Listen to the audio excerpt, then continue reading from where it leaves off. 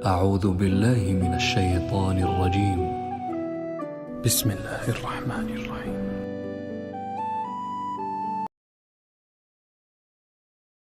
لوگ بہت اصرار کر رہے تھے کہ جی محرم پہ کچھ بیان ہو جائے.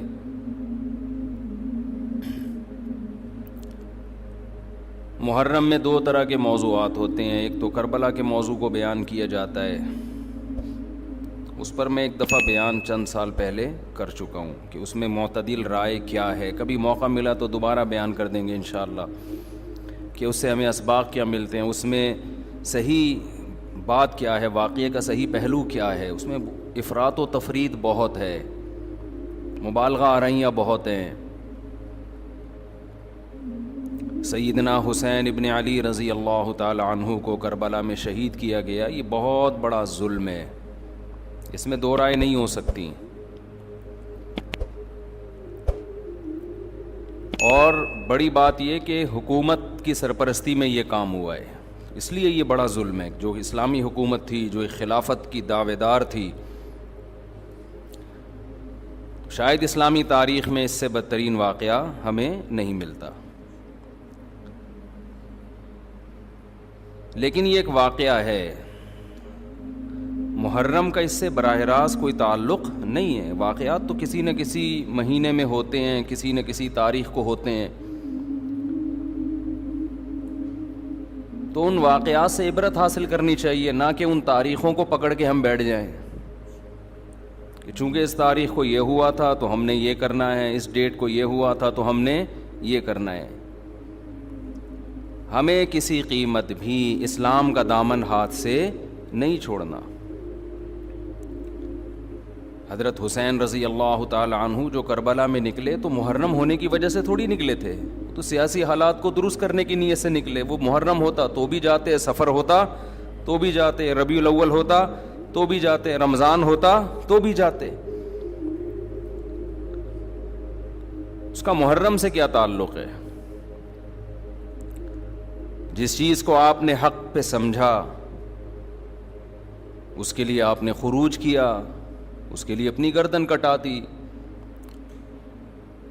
غیرت کی شہادت کو ذلت کی زندگی پر ترجیح دی، پورا خاندان کٹوا دیا مگر غیرت پر سودا نہیں کیا. تو اگر یہ سفر میں آپ کو موقع ملتا تو آپ سفر میں نکلتے، ربیع الاول میں موقع ملتا تو ربیع الاول میں نکلتے، رمضان میں ملتا تو رمضان میں نکلتے. ہمیں کیا کرنا ہے؟ چاہے محرم ہو، چاہے سفر ہو، چاہے ربیع الاول ہو، چاہے ربیع الثانی ہو، جمادی الاولی، جمادی الثانیہ، رجب، شعبان، رمضان، ہمیں حکم یہ ہے کہ شریعت نے ہمیں جو حکم دیا ہم اس سے تجاوز نہ کریں. اسلام کیا آرڈر دیتا ہے ہمیں؟ اسلام ہمیں غم کے موقع پہ بھی احکام دیتا ہے اور خوشی کے موقع پہ بھی احکام دیتا ہے. اس سے ہم نے دائیں بائیں نہیں ہونا. الذین اذا اصابتهم مصیبۃ قالوا انا للہ وانا الیہ راجعون. اہل ایمان کی علامت ہے جب انہیں کوئی مصیبت پہنچتی ہے تو کیا کہتے ہیں؟ ہم اللہ ہی کے لیے ہیں اور ہم نے لوٹ کر اللہ ہی کی طرف جانا ہے. یہ کہہ کے صبر کرتے ہیں. دیکھو، مصیبت کے موقع پہ آپ کے پاس دو آپشن ہیں، یہ قرآن نے دی ہیں. ایک انتقام، انما السبیل علی الذین یظلمون الناس. فرمایا جو کسی پہ ظلم کرے گا اس پہ گناہ ہوگا، جو ظلم کا بدلہ لے گا اس پہ گناہ نہیں ہوگا. وَجَزَاءُ سَيِّئَةٍ سَيِّئَةٌ مِثْلُهَا. قرآن کہہ رہا ہے برائی کا بدلہ اسی کے بقدر برائی. یہ بھی آپشن آپ کے پاس ہے. کسی نے آپ کے ساتھ ظلم کیا، زیادتی کی، آپ ظالم سے بولیں بدلہ لیں، آپ اجازت دی. تبھی تو قرآن نے کہا کوئی کسی کو قتل کر دے فقد جعلنا لولیہ سلطانا فلا یسرف فی القتل. اللہ کہتے ہیں ہم نے مقتول کے وارث کو اجازت دی ہے کہ قاتل سے بدلہ لے لے. ہم نے اس کو یہ قدرت دے دی ہے, ہم نے طاقت دے دی ہے, ہم نے اجازت دے دی ہے. بین الاقوامی لاء تو کہتا ہے کہ قاتل کو آپ قتل نہیں کر سکتے, اس کو یہ ہوگا, عمر قید ہوگی. اللہ کہتے ہیں نا نا نا نا, کسی کے باپ کو قتل کر دیا گیا, بیٹے کو پرمیشن ہے کہ وہ قاتل سے قصاص لے. حکومت اس میں تعاون کرے گی, قصاص تو یہی لے گا. حکومت کا کام ہے قاتل کو پکڑ کے مقتول کے وارث کے حوالے کرنا. بتا بھائی چھوڑنا چاہتا ہے یا مارنا چاہتا ہے, حکومت کا یہ کام ہے. حکومت چھوڑ نہیں سکتی آپشن, کیونکہ گورنمنٹ کا بندہ نہیں گیا ہے. بندہ تو جس کا گیا اس کو تکلیف ہوئی ہے نا. جو سیکولر حکومتیں ہیں وہ انسانوں کو اپنا غلام سمجھتی ہیں, حالانکہ وہ دعویٰ کرتے ہیں کہ ہم انسانوں کو غلامی سے نکال رہے ہیں. اسلام کہتے ہیں کسی کے غلام نہیں ہے, کوئی حکومت کا غلام نہیں ہوتا. حکومت کا کام مینجمنٹ ہے اور لوگوں کو ظلم کا بدلہ دلانا ہے, عدل و انصاف فراہم کرنا ہے. دنیا نے کیا کیا, قانون سازی کر کے انسانوں کے اوپر تھوپ دی ہے. وہ کیا کیا تھوپی ہے وہ ایک لمبی کہانی ہے, کہ دعویٰ تو یہ ہے کہ ہم آزادی, انسان کو آزاد کر رہے ہیں, آزاد نہیں کر رہے, سب کی غلامی سے نکال کے اپنا غلام بنا رہے ہیں. عورت کو شوہر کی غلامی سے نکالا, ریاست کا غلام بنا دیا. شوہر جو باپ پہ خرچ کرتا, بیوی پہ خرچ کرتا, بولا نہیں باپ بیوی پہ خرچ نہیں کرو, ایک دھیلا بھی تم پہ, ہمیں ٹیکس دو, 40% ہمیں دو اپنی تنخواہ کا. 1 لاکھ کما رہے ہو, 40,000 ہمیں دو, ہماری مرضی, پھر ہم تمہارے باپ کو اولڈ ہاؤس میں کتنا دیں اور تمہاری بیوی کو ہم کتنا دیں, یہ ہماری مرضی, ہمارا ہیڈک ہے, تمہارا نہیں ہے. یہ اسلام ریلیشن کا قائل ہے. ریلیشن شوہر بیوی کا ریلیشن ہے, شوہر بیوی پہ خرچ کرے گا تاکہ بیوی اس سے محبت کرے, بیٹا باپ پہ خرچ کرے گا تاکہ باپ اپنے بچوں کو شوق سے پالیں گے, یہ بڑھاپے میں ہمارا سہارا ہے. آپ نے سارے ریلیشن ختم کر کے لوگوں کو غلام بنا دیا, کس کا؟ ریاست کا. اسی میں یہی ہے کہ اسلام کہتا ہے کسی کے باپ کو قتل کیا گیا ہے, انتقام کی آگ کس میں بھڑک رہی ہے؟ گورنمنٹ میں تھوڑی بھڑک رہی ہے. حکومت کا کیا لگتا ہے بھائی وہ؟ اچھا بھلا تمیز سے بیان چل رہا تھا, محبت سے غصہ آ گیا مجھے, آرام سے چل رہا تھا نا. یہی ہے نا, یہ لبرل لوگوں سے ہمیں واسطہ پڑتا ہے نا, صبح شام گوروں کے گیت گاتے رہتے ہیں بیٹھ کے, مغربی ممالک کے گیت گاتے ہیں, اتنا اچھا سسٹم, اتنا اچھا سسٹم. وہ کیا خاک سسٹم ہے یار یہ, جس میں انسان کو اس کے بنیادی حقوق نہیں مل رہے. آپ کہہ سکتے ہیں ہمارے ملک میں کون سا مل رہے ہیں, تو ہمارے ملک میں اسلام نہ ہونے کی وجہ سے مل رہے ہیں. اسلام ہوتا تو مل رہے ہوتے. اس میں اسلام کا قصور نہیں ہے, یہ تو ہمارے حکمرانوں کا قصور ہے. ڈالر نیچے آ گیا سنا, تھوڑا سا خوش فہمی میں مبتلا ہونے کی ضرورت نہیں ہے. 10 روپے نیچے آئے گا, 20 روپے اوپر جائے گا. یہ تھوڑا سا ڈپریشن کم کرنے کے لیے گورنمنٹ کرتی ہے کہ تھوڑا سا نیچے لا کے دھکا دے کے اوپر لے کے جاؤ. تو یہ سیٹ اپ, خیر یہ ایک الگ تبصرے ہیں. تو اسلام ہے جو آپ کو بنیادی حقوق دیتا ہے. میرے باپ کو اللہ نہ کرے کوئی قتل کر دے, گورنمنٹ کا نقصان نہیں ہے. نقصان کس کا ہے؟ میرا انتقام کی آگ مجھ میں بھڑکتی ہے. اس کا نقصان یہ ہوتا ہے کہ میں قاتل کو تلاش کروں گا, وہ نہ ملے اس کے بھائی کو مار دوں گا, وہ نہ ملے اس کے ماموں کو مار دوں گا, جو ہوتا ہے قبائلی علاقوں میں. اسلام نے اس پہ پابندی لگا دی. نا نا نا نا نا نا.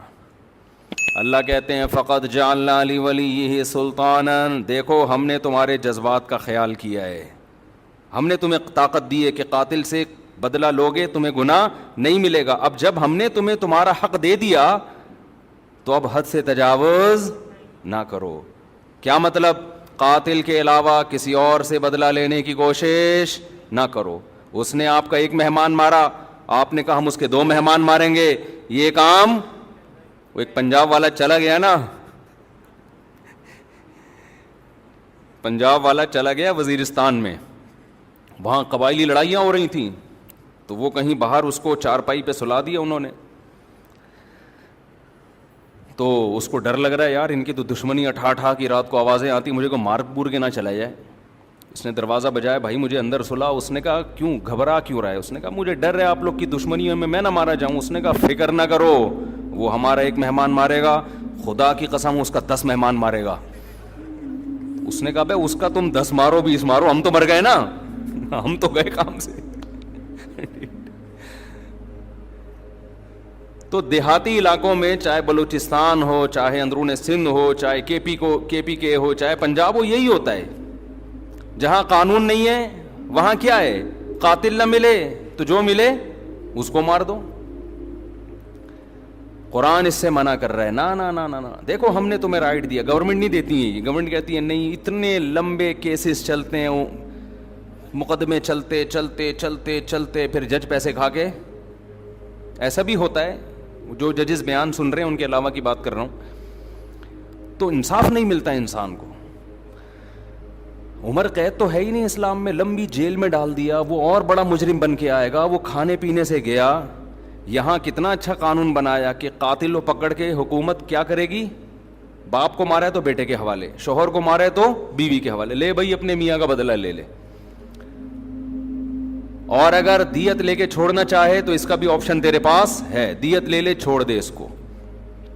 پھر قرآن نے دیت کی ترغیب دی, وَمَنْ عُفِيَ لَهُ مِنْ أَخِيهِ شَيْءٌ, جس کو اپنے بھائی کی طرف سے معافی مل گئی. یعنی اللہ مقتول کے وارث کو کہہ رہے ہیں قاتل بھی تمہارا دینی بھائی ہے تو بھائی سمجھ کے چھوڑ دو.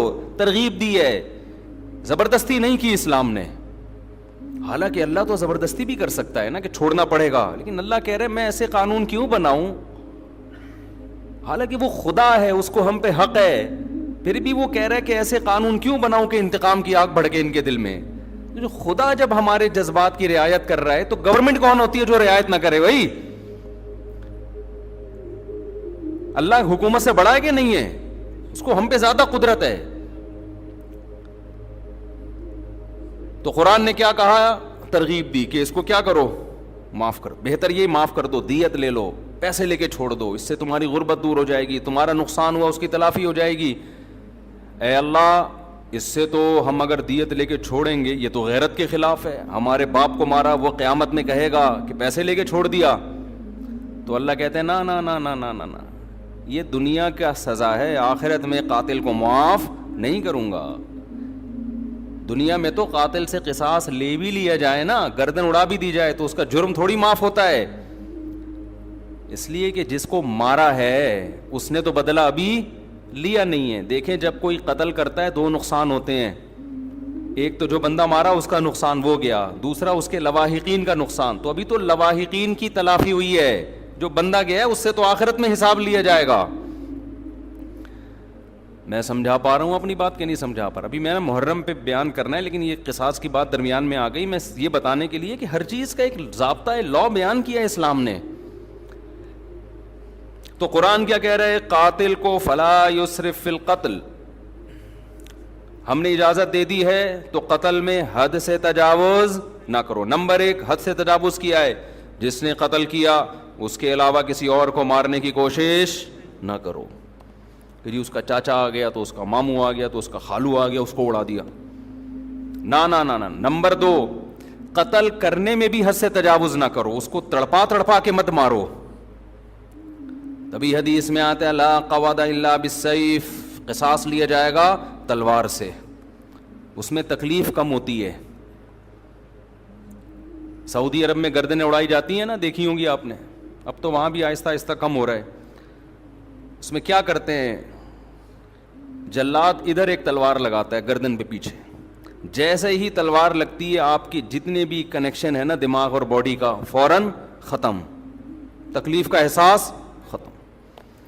ادھر قاتل کی گردن الگ ہوئی, قاتل تڑپتا ہوا نظر آتا ہے مگر اسے تکلیف بولو نہیں ہوتی, کیونکہ دماغ اور باڈی کا کنیکشن کیا ہو گیا, ختم. تو وہ تکلیف کیسے محسوس کرے گا, لیکن دہشت بہت ہوتی ہے, کیونکہ جس طرح اس کی گردن الگ ہو کے گرتی ہے اور جس طرح اس کی لاش تڑپ رہی ہوتی ہے, اس سے لوگوں پر ایک دہشت طاری ہو جاتی ہے اور لوگ قتل سے بچ جاتے ہیں کہ یار ہمارا بھی انجام ہوگا. کتنا پیارا حکم ہے کہ جو قتل کا مقصد تھا لوگوں کو بچانا آئندہ جرم سے, وہ مقصد پورا پورا حاصل ہو رہا ہے اور قاتل کو تکلیف کم سے کم دی جا رہی ہے. میں سمجھا پا رہا ہوں اپنی بات. لیکن جو اسلام مخالف قوتیں ان کا قانون کیا ہے, بند کمرے میں لٹکاؤ, بند کمرے میں کسی کو عبرت ہوگی؟ ہے بھائی؟ ایک صاحب سعودی عرب سے آئے، بہت پرانی بات ہے، انہوں نے کہا کہ میں نے پہلی دفعہ سعودی عرب میں جب قصاص دیکھا نا، گردن اڑائی، تو میں 2 گھنٹے کانپتا رہا ہوں کھڑے ہوئے۔ بتاؤ جس نے یہ منظر دیکھا ہو وہ خود کسی کو قتل کرنے کی جرت کر سکتا ہے؟ حالانکہ بلوچ تھے، وہ ہمارے دوست تھے اور بڑے مضبوط بلوچ تھے۔ بلوچ تو ویسے ہی مضبوط عام طور پر ہوتے ہیں، بہادر بھی ہوتے ہیں۔ ان کو وہ کہہ رہے پھر بھی مجھے، میں کیا کر رہا ہوں، ایسے کانپ رہا ہوں میں۔ تو بتاؤ یہ دہشت کے بعد کوئی ہمت کرے گا؟ لیکن جس کو قتل کیا ہے قصاصاً، اس کو تکلیف بولو کم سے کم۔ لیکن جو اسلام مخالف قانون ہے وہ ہے پھانسی۔ بند کمرے میں کیا کرتے ہیں؟ پھانسی لٹکا دیتے ہیں۔ اس میں قتل ہونے والے کو تکلیف اور اذیت بے انتہا ہے۔ گلا گھونٹ کے مارو کسی کو، آپ اپنا گلا گھونٹیں تھوڑی دیر کے لیے، اندازہ ہو جائے گا اس میں کس قدر اذیت ہوتی ہے۔ لیکن عبرت کا پہلو اس میں کیا ہے؟ 0، کیونکہ بند کمرے میں چھپا کے ہوتی ہے۔ ایک نقصان تو یہ۔ دوسرا نقصان، جب کھلے عام قصاص لیا جاتا ہے جو اسلام کا حکم ہے، اس میں معافی کا آپشن بہت زیادہ ہے۔ جو قاتل مقتول ہے نا، اس کے وارثوں کو پبلک کہے گی کہ یار اس کو کیا کرو، چھوڑ دو، ہمیں ترس آ رہا ہے، ساری دنیا کے سامنے چوک پہ بٹھائے ہوئے اس کو گردن اڑانے کے لیے، چھوڑو یار دیت لے کے کیا کرو، بولو نا معاف۔ این اس وقت زیادہ ترس آتا ہے لوگوں کو، اس بات کا امکان ہے کہ قاتل معاف کر دے۔ اور بہت سے ایسے واقعات ہوئے ہیں جب چوک پہ لایا گیا اور جلاد تلوار لے کے کھڑا ہوا ہے، لوگوں نے آ کے درخواستیں کی چھوڑ دو، تو مقتول کے وارثوں نے کیا کہا؟ معاف کیا۔ بہت ہیں۔ بند کمرے میں پھانسی میں یہ حکمت، یار نہیں بول رہے رفیع بھائی، پولیس لے کر آؤ۔ جملہ آپ کو جو ہے سینٹنس جو ہے جملہ کمپلیٹ کیا کریں، جس سے مجھے احساس ہوتا ہے کہ دیکھو میں پوری بیداری کے ساتھ بیان کر رہا ہوں، 1.5 پراٹھے کھا کے بیٹھا ہوں میں یہاں پہ۔ مجھے ڈاکٹر کہہ رہے ہیں کہ نہیں پراٹھے نہیں کھاؤ، یہ عمر پراٹھوں کی نہیں ہے، کوئی بھی عمر نہیں ہے پراٹھوں کی۔ لیکن اگر ناشتے میں پراٹھے نہ ہوں تو وہ بیان ایسا مرجھایا ہوا ہوتا ہے، پھر جیسے آپ بیٹھے ہوئے ہیں نا، پھر میں ویسے بیٹھا ہوا ہوتا۔ تو اس کی ہم نے تلافی یہ کی ہے کہ بھائی صبح پراٹھے کھا لو، دوپہر کا کھانا نہ کر دو، کیا خیال ہے؟ اس کی تلافی اس طریقے سے، پراٹھے چھوڑ دیں، دنیا چھوڑ دے آدمی، ناشتے میں اس کے بغیر مزہ نہیں ہے۔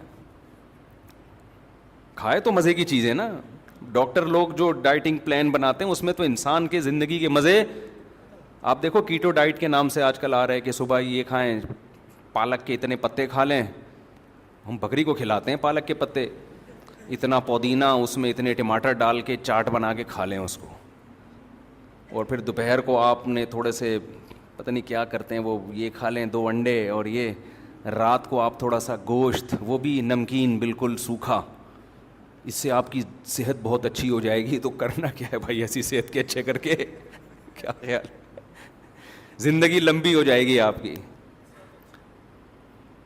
پتے کھا کے 90 سال جینے سے بہتر ہے گوشت کھا کے، انڈے کھا کے، پراٹھے کھا کے 50 سال میں یا 40 سال میں مر جائے آدمی۔ میں خود صحت کا قائل ہوں کہ انسان کو پھوڑنا پھاڑنا نہیں چاہیے، صحت کا بہت خیال کرنا چاہیے، کیونکہ جب بیمار ہوتا ہے تو اندازہ ہوتا ہے صحت کتنی بڑی نعمت ہے، لیکن اس کو اپنے اوپر مسلط کرنے کی بالکل بھی ضرورت نہیں ہے۔ جلدی سے ایک چھوٹی سی بات بتا کے بس آگے چلتا ہوں میں، صحت بنانا ہے کم کھاؤ، محنت زیادہ کرو، بس یہ بڑا بہترین معتدل سا اصول ہے، کھاؤ کم۔ اب ہم نے صبح پراٹھے پھوڑے ہیں تو دوپہر شاٹ، ٹھیک ہے نا، جب تک شدید بھوک نہیں لگے گی تو نہیں کھائیں گے ہم۔ رات کو تو بہت ہی کم کھاؤ، کیونکہ سونا ہوتا ہے تو توند بھر کے سو گے تو پھٹو گے ایک دن دھماکے کے ساتھ، پھٹ رہے ہیں لوگ، یہ جو بہت سے دھماکے ہو رہے ہیں نا، بندہ کھا کے پھٹا ہوتا ہے، ہم سمجھتے ہیں گیس کا سلنڈر پھٹا ہے، تو وہ بندے جس طرح سے کھا رہے ہیں نا لوگ اسپیڈ میں، تو رات کو کہتے ہیں نا صبح کھاؤ بادشاہوں کی طرح، دوپہر کھاؤ، پتہ نہیں پورا ملفوظ بھول گیا میں، صبح کھاؤ ناشتہ بادشاہوں کی طرح کرو، میٹابولزم بہت تیز ہوتا ہے اس وقت، لکڑ ہضم پتر ہضم، دوپہر کھاؤ کچھ الگ سے ہے، کچھ جملہ مالداروں کی طرح، تھوڑا کم کر لو, اور رات کو کھاؤ فقیروں کی طرح, جیسے ملا ہی نہیں کھانے کو. ہمارے یہاں الٹا ہے, صبح ایک سلائس بریڈ میں نا ڈبو کے کھا رہے ہیں, بس ایک انڈا, دوپہر کو تھوڑا بڑھا دیا اور رات کو پھوڑتے ہیں, اس کو کھانا کہتے ہی نہیں ہیں, پھر سو جاتے ہیں. تو الٹا چل رہا ہے. ماہرین کہتے ہیں نا کہ صبح زیادہ کھاؤ گے, پھر دوپہر کم اور رات کو اور کم, تو باڈی بھی ایسے ہو جائے گی. اور اگر الٹا چلایا نا, صبح کم دوپہر زیادہ, تو باڈی بھی کیسی ہو جائے گی, ایسے اوپر سے چلنا شروع ہو گئے, ایسے پھولتے چلے جاؤ گے. خیر, کہاں سے کہاں بات چلی گئی. تو میں قصاص کی بات کر رہا تھا, یہ بات درمیان میں آ گئی, محرم پہ آؤں گا انشاءاللہ ابھی. تو عرض یہ کر رہا تھا کہ دیکھو کتنی حکمتیں ہیں نا اسلام کی, کوئی دین اسلام جیسا ہے نہیں, ہو نہیں سکتا. تو اس میں معافی کا بھی چانس زیادہ ہے, کہ قاتل کو معاف کرنے کا آپشن اس میں زیادہ ہے. جب کھلے عام ہوگا تو انسان کا دل نرم ہو جاتا ہے, چل بھائی چھوڑ دیا میں نے, لوگ بھی اس کو ترغیب دیتے ہیں. تکلیف کم سے کم ہے جس سے قصاص لیا جا رہا ہے. اچھا, ایک اور فائدہ کیا ہے, دنیا میں لا بنتے ہیں, قانون بنتے ہیں, بڑے بڑے ماہرین بحث کرتے ہیں کہ یار اگر ہم قاتل کو قتل کر دیں گے, پھانسی دے دیں گے, تو ایک بندہ تو مرا ہی ہے انسان, اس کے بدلے میں ایک اور کو ہم نے مار دیا, تو یہ کون سا کمال کر لیا. سمجھ میں آ رہی ہے بات؟ یعنی قتل کو روکنے کے لیے ایک اور بندے کو قتل کر دینا, یہ کون سا کمال ہے. دنیا میں جو لوگ بھی پھانسی کی سزا کے خلاف ہے نا, جو ہیومن رائٹس کی بات کرتے ہیں, وہ یہ دلیل دیتے ہیں کہ جرم کو روکنے کے لیے بندہ قتل ہونے سے بچاؤ, قتل ہونے سے بچا کے جرم سے روکو اس کو. سمجھ میں آ رہی بات؟ بھائی زید نے بکر کو قتل کیا, اب دنیا کے ماہرین کہتے ہیں بکر ایک انسان ہے نا, دنیا سے چلا گیا, مزید دنیا سے انسان نہ جائیں, اس کے لیے انسان ہی کو ختم کر دینا, یہ کون سی لاجک ہے. تو زید کو ہم قتل نہیں کریں گے, پنشمنٹ ہوگی, سزا ہوگی, تاکہ وہ قتل سے بچ جائے, ورنہ بندہ مارنے کے لیے بندہ ہی مار دینا, یہ ایسے جیسے غربت ختم کرنے کے لیے غریبوں کو ختم کر دینا. بھئی غربت ختم کرنے کا ایک طریقہ سارے غریبوں کو کنٹینر بند کر کے بم سے اڑا دو, غربت کیا ہو جائے گی, ختم. تو وہ یہ دلیل دیتے ہیں کہ یار انسانیت کو قتل سے روکنے کے لیے کہ انسان ہی کو قتل کر دینا, کیونکہ زید نے بکر کو مارا, غلط کیا, تو زید بھی تو بکر جیسا ہے نا, جتنا قیمتی بکر کا خون اتنا ہی قیمتی زید کا خون, تو اس کو قتل نہیں ہونے دیں گے ہم. یہ انسانوں کی لاجک ہے جو خدا کے قانون کے مقابلے میں اس کی کوئی حیثیت نہیں. قرآن نے اس لاجک کا جواب دیا ہے. یہ پہلے بھی لوگ تھے اس طرح کی باتیں کرتے تھے. قرآن نے کہا وَلَكُمْ فِي الْقِصَاصِ حَيَاتٌ يَا أُولِي الْأَلْبَابِ, اے عقل مندو, وہ لوگ جن کی عقل صحیح کام کرتی ہے, سنو, ہم جو کہہ رہے ہیں کہ قاتل کو قتل کر دو, تو اس قتل میں انسانیت کا قتل نہیں ہے, انسانیت کی بقا ہے. ایک مارو گے کروڑوں بچیں گے, اور اگر ان کو جیل میں ڈال کے چھوڑتے رہو گے نا, تو قتل دنیا میں ختم ہونے کے بجائے بڑھے گا. اور یہ جو تمہاری لاجک ہے کہ بکر کا خون جتنا قیمتی تھا زید بھی اتنا ہی قیمتی ہے, اس لاجک کا جواب یہ کہ بڑے نقصان سے بچنے کے لیے چھوٹا نقصان برداشت کیا جاتا ہے. زید کا خون قیمتی ہے, مگر اتنا نہیں جتنا معصوم لوگوں کا خون قیمتی ہے. ان معصوموں کے خون کی زیادہ قیمت ہے, قاتل کے خون کی اللہ کی نظر میں قیمت نہیں ہے. سمجھ میں آ رہا ہے کہ نہیں آ رہا؟ اس بے قیمت خون کو بہانے سے قیمتی خونوں کی حفاظت ہو جائے گی. تو اللہ نے ایک نظام بنایا ہے, جو میں اصل بات عرض کر رہا تھا. اب کیا ہے, میں اصل موضوع کی طرف آتا ہوں دوبارہ. اللہ تعالی نے محرم بھی دیا ہمیں, سفر بھی دیا ہمیں, ربیع الاول بھی دیا ہمیں پچھلی قوموں کے واقعات بھی سنائے, یہود و نصارہ کے.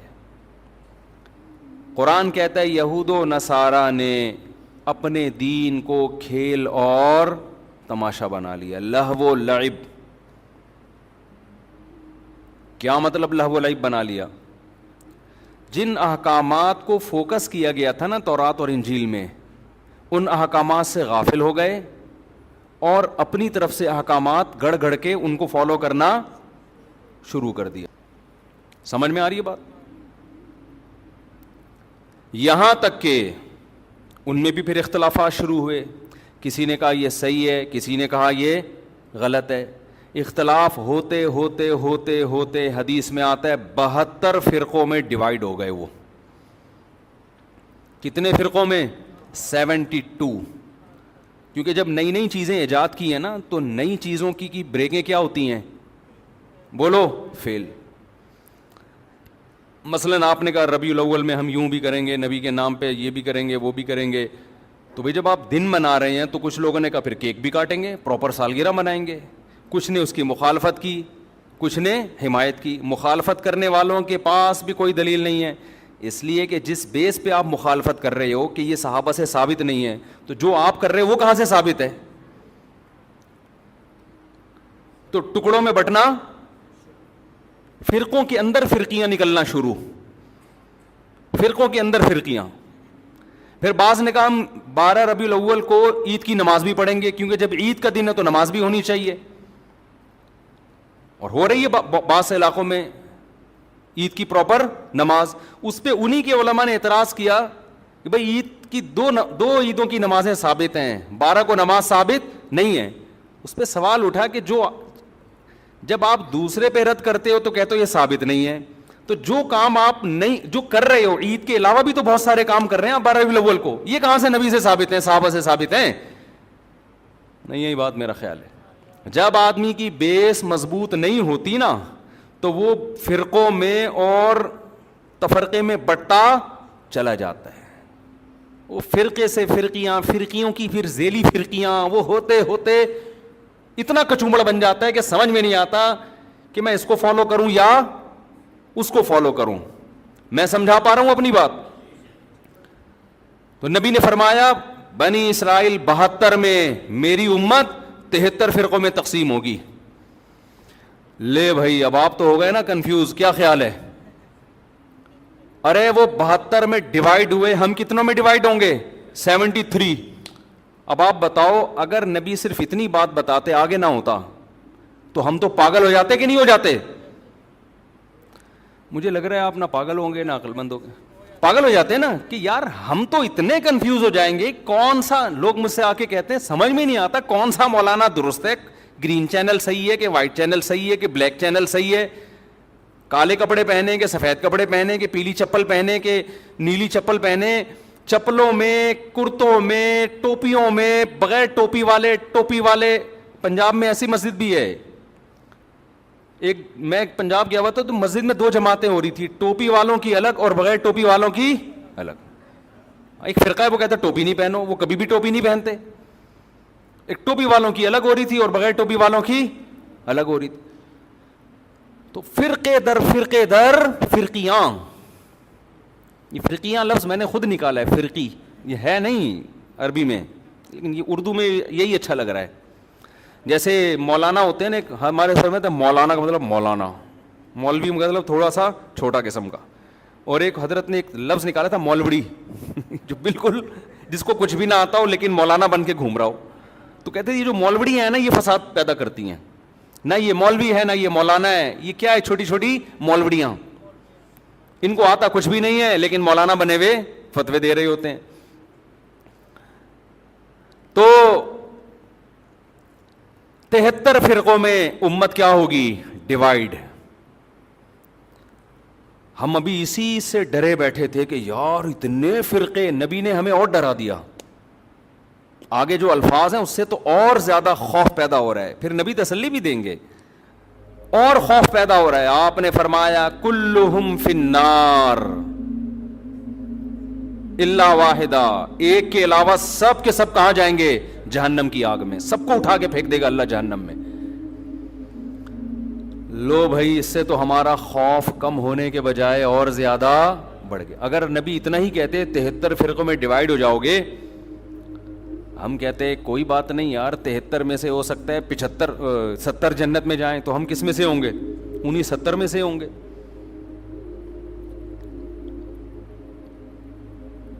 یہ بہت اہم بیان کر رہا ہوں, اس کو کھوپڑی میں بٹھائیں کسی طریقے سے. کلہم فی النار, سب کے سب کہاں ہوں گے؟ جہنم میں. صرف ایک کیا ہوگا, وہ کہاں جائے گا؟ جنت میں.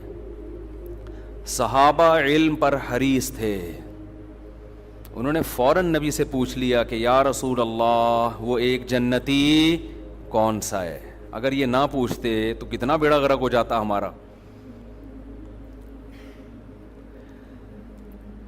نبی نے اس فرقے کا نام نہیں بتایا. یہ بھی ہمارے نبی نے ہم پر بہت بڑا احسان کیا, کیونکہ اگر نبی نام بتاتے تو سب لوگ وہی نام رکھ لیتے. ایک آدمی کہتا ہے جی یہ میری طرف سے مٹھائی لے جاؤ, وسیم نام کا آدمی ہوگا, صرف اسی کو دینا. اب مجمع میں ایک وسیم ہے, سلیم ہے, غفار ہے, ایک ستار ہے, ایک یعقوب ہے, ایک یوسف ہے, سارے بیٹھے ہوئے ہیں, بھوک سب کو لگ رہی ہے, مٹھائی کھانے کا سب کا دل کر رہا ہے. شناختی کارڈ کسی کے پاس نہیں ہے. پہلے سے اس نے اناؤنس کر دیا کہ بھائی وسیم نام کے آدمی کے لیے مٹھائی آ رہی ہے, تو سارے وسیم بن جائیں گے کہ نہیں بن جائیں گے؟ سب کہیں گے وسیم کون ہے؟ میں ہوں. اس کو پتا ہے اس نے کون سا نادرا میں جا کے دیکھنا ہے, ایک مٹھائی کے ڈبے کے لیے نادرا میں تھوڑی لے کے جائے گا, سب وسیم بن جائیں گے. آج یہی ہو رہا ہے. جماعت المسلمین نے کہا کہ نبی صلی اللہ علیہ وسلم نے فرمایا قرب قیامت میں جماعت المسلمین کو لازم پکڑنا. 1975 میں ایک جماعت بنائی گئی جس کا صدیوں تک کوئی وجود نہیں ملتا. اس کا ایک امیر خود ساختہ نام رجسٹر کروایا گورنمنٹ آف پاکستان سے, جماعت المسلمین, اور وہ جتنی حدیثیں جماعت المسلمین کے بارے میں تھیں وہ سارے مٹھائی کے ڈبے لینے کے لیے کھڑے ہو گئے کہ جی یہ ڈبے کس کے ہیں؟ یہ ہمارے ہیں, کیونکہ نبی نے کہا تھا جماعت المسلمین کو لازم پکڑنا. اور دیکھو یہ دیوبندی ہے, وہ حنفی ہے, وہ بریلوی ہے, وہ شیعہ ہے, وہ اہل حدیث ہے. اصل میں کس کا تذکرہ آتا ہے حدیث میں؟ جماعت المسلمین. او بھائی نبی نے یہ نہیں کہا تھا 1975 میں کوئی جماعت جس کا نام جماعت المسلمین ہو اس کو لازم پکڑنا. نبی کا مطلب تھا مسلمانوں کی جماعت کے ساتھ چمٹے رہنا, الگ سے کوئی فرقہ نہیں بنانا. آپ نے اپنی جماعت کا نام مسلمانوں کی جماعت رکھ لیا. پاگل آدمی تو سینس لیس لوگ ہیں بالکل. تو 1975 سے پہلے مسلمان میں جو صحیح فرقہ تھا وہ تو اس کا تو کوئی جماعت المسلمین کا نام نہیں تھا, وہ کہاں جائے گا پھر؟ میں نے پشاور میں بیان کیا, میں نے ان لوگوں سے کہا دیکھو جو اسلام صدیوں پہلے پشاور میں آیا تھا نا وہی صحیح ہے. اب اگر کوئی تمہیں قرآن و حدیث کے نام پہ ورغلا رہا ہے کہ ہم صحیح اسلام لائے, ہم قرآن و حدیث, تو ان سے بولو 1200 سال پہلے کیا آیا تھا پشاور میں؟ فقہ حنفی آیا تھا نا. تو اب تھوڑی اسلام آ رہا ہے, ساری کتابوں میں لکھا ہے اسلام پشاور میں 1000 سال 1200 سال پہلے آیا, تو وہ کیا آیا تھا اور اب کیا آ رہا ہے؟ اس پہ ایک مولانا نے میرے خلاف بیان کیا کہ اہل حدیث تو امام احمد بن حنبل کے دور میں بھی تھے. مجھے اہل حدیث سے اتنا بڑا اختلاف نہیں ہے, میں ان کو اہل سنت والجماعت میں داخل سمجھتا ہوں چند اختلافات کے ساتھ. وہ میرے اختلافات ہیں, وہ علمی نوعیت کے اختلافات ہیں. باقی ان میں جو متشدد ہیں وہ گمراہ ہیں, جو معتدل ہیں ان پہ ہم وہ فتویٰ نہیں لگاتے جو ہم دوسروں پہ لگاتے ہیں. لیکن یہ دلیل محترم کی صحیح نہیں ہے, اس لیے کہ آپ جو امام احمد بن حنبل سے ثابت کر رہے ہیں کہ انہوں نے کہا اہل حدیث جنت میں جائیں گے, اس سے وہ فرقہ اہل حدیث مراد نہیں ہے, اس سے وہ لوگ مراد ہے جو حدیث کو فالو کرتے ہیں. تو ابو حنیفہ بھی حدیث کو فالو کرتے تھے, امام شافعی بھی فالو کرتے تھے, اب امام احمد بن حنبل بھی فالو کرتے تھے. اس کی سب سے بڑی دلیل یہ ہے کہ امام احمد بن حنبل کے فالوورز کو اہل حدیث نہیں کہا جاتا بلکہ حنبلی کہا جاتا ہے, حالانکہ وہ تو اہل حدیث ہیں, کیونکہ امام احمد بن حنبل خود اہل حدیث ہیں, تو ان کے فالوورز کو حنبلی کیوں کہہ رہے ہو پھر؟ میں سمجھا پا رہا ہوں اپنی بات؟ تو آج لفاظی ہے, الفاظوں سے کھیلا جا رہا ہے, الفاظوں سے, ناموں سے کیا جا رہا ہے. ناموں سے نہیں ہوتا. وہ کہتے ہیں نا ملتے جلتے ناموں سے دھوکہ نہ کھائیں. چاول کی بوری پہ لکھا ہوا ہے, چینی کی بوری پہ لکھا ہوا ہے چاول. ایک آدمی نے دکان میں چینی کی بوری ہے, لکھا ہوا کیا ہے؟ چاول. کسی نے بولا چینی ہے لکھا ہوا چاول کیوں؟ کہہ رہے مکھیوں کو دھوکہ دینے کے لیے. مکھی دھوکے میں آئے گی؟ مکھی لیبل دیکھ کے کبھی بھی دھوکے میں نہیں آتی, وہ خوشبو دیکھ کے جاتی ہے. ہمارے نبی سے صحابہ نے پوچھا کہ اس فرقے کا نام بتائیں, آپ نے نام نہیں بتایا کیونکہ سب لیبل اچھا لگا کے دھوکہ دیتے. آپ نے اس فرقے میں جو خوشبو ہے اس کو بتایا کہ اس میں خوشبو کیا آ رہی ہوگی, اس میں جو علامتیں ہیں وہ کیا ہیں. جہاں اسمیل آ رہی ہو نبی اور صحابہ کی, اس اسمیل کی طرف چلے جانا, اور جہاں نبی کو لغت سے نکال دیا یا نبی کو تو رکھا ہوئے صحابہ کو نکال دیا, اس کے قریب اس کے لیبل اور نام کو دیکھ کر جانے کی کوشش نہ کرنا. آج ہمارا لوگ خون پی لیتے ہیں, کئی طلاقیں دے رہے ہیں, 3 طلاقیں.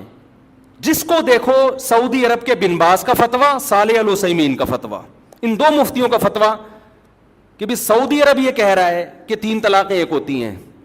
میں کہتا ہوں تم نے کلمہ سعودی عرب کا پڑھا ہے یا نبی اور صحابہ کا کلمہ پڑھا ہے؟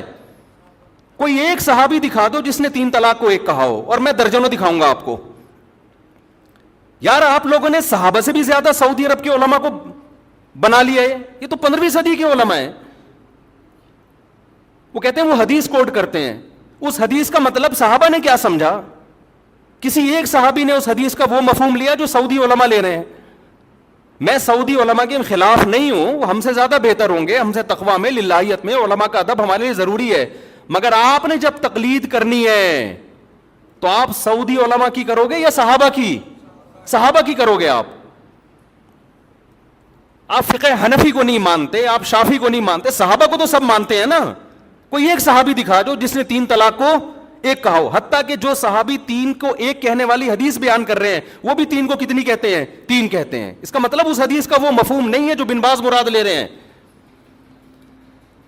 ایسے تماشے ہو رہے ہیں نا طلاقوں کے بعد آج کل. شوہر طلاقیں دیتا ہے, بیوی اپنی مرضی کا فتویٰ, بیوی کو رہنا ہے تو اہل حدیث سے فتویٰ لا رہی ہے, نہیں رہنا تو حنفیوں سے فتویٰ لے کے آ رہی ہے. قرآن نے جہاں طلاق کے مسائل بیان کیے وہاں اللہ نے کہا کہ اللہ کی آیات کو, اللہ کے احکام کو مذاق نہ بناؤ. اہل حدیث حضرات علماء کی انتہائی عزت کے ساتھ, لیکن میں یہ اپنا رونا میں ان کے سامنے روتا ہوں کہ آپ لوگوں کی وجہ سے طلاق کے احکام مذاق بن چکے ہیں اس وقت. آپ اس پہ دوبارہ سے تحقیق کریں. اس لیے ہم کہتے ہیں لوگوں کو مجتہدین کو فالو کرو, ان کا علم آج کے مولویوں سے زیادہ, وہ قرآن و حدیث کو آج کے لوگوں سے زیادہ بہتر سمجھتے تھے. ہم قرآن حدیث کے مقابلے میں ابو حنیفہ کو فالو نہیں کرتے, خوب سمجھ لو. ہمارا یہ رائے ہے, فتویٰ ہے, جو صحیح حدیث کے مقابلے میں ابو حنیفہ کو فالو کرے گا کافر ہو جائے گا. گمراہ تو دور کی بات ہے. بات یہ ہوتا ہے کہ حدیث کا ایک تشریح ابو حنیفہ کہتے ہیں, ایک تشریح آپ کی نظر میں ہوتی ہے. ہم اس تشریح کو ترجیح دیں گے جو ابو حنیفہ کی رائے ہوگی. آپ کی رائے پر ابو حنیفہ کی رائے کو ترجیح دے رہے ہیں, نبی کی رائے پر ابو حنیفہ کی رائے کو ترجیح نہیں دے رہے. خدا کی قسم لا الہ الا اللہ, جو قرآن و حدیث پر ابو حنیفہ کو ترجیح دے گا اللہ کی قسم کافر ہو جائے گا وہ. ہمارا موقف 2 اور 2 4 کی طرح ہے, لیکن بات یہ آپ کے کہنے سے نہیں ہم کریں گے. آپ کی ایک رائے ہے جو صحیح بھی ہو سکتی ہے غلط بھی, ابو حنیفہ کی بھی ایک رائے ہے جو صحیح بھی ہو سکتی ہے غلط بھی, لیکن اس میں غلطی کا امکان کم, آپ میں غلطی کا امکان زیادہ ہے.